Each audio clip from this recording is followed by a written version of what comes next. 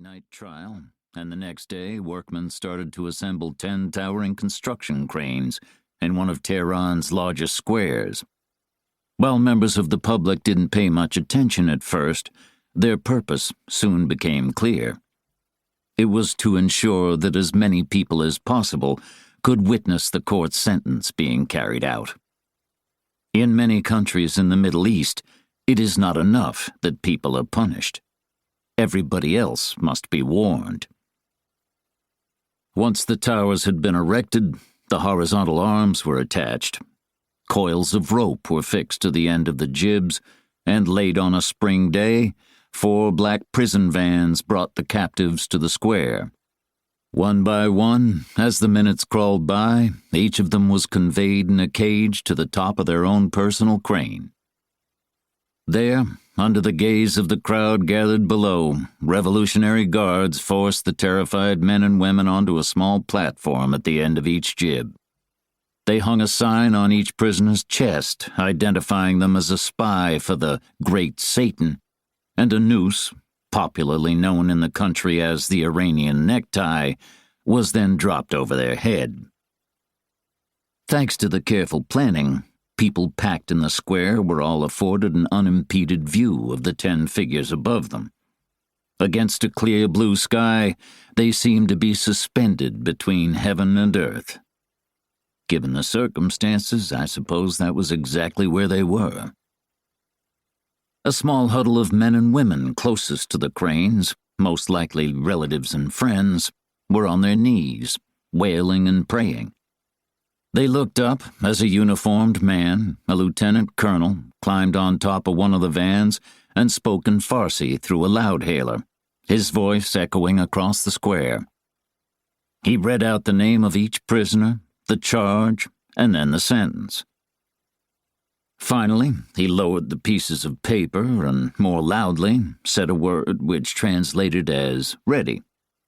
One of the condemned prisoners, a man, heard the word, and his courage failed. He screamed, calling on God to save him. As usual, at least in my experience, such a plea had no apparent effect. In a well-practiced routine, the Revolutionary Guards stepped forward and each placed their right hand on the small of a prisoner's back.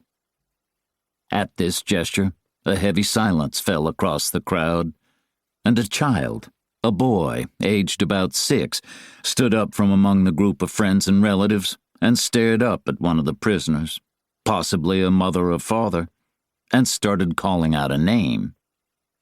A woman beside him pulled him back down. The boy started to cry, and after what seemed like an eternity, the man with the loudhailer gave the next order. Now.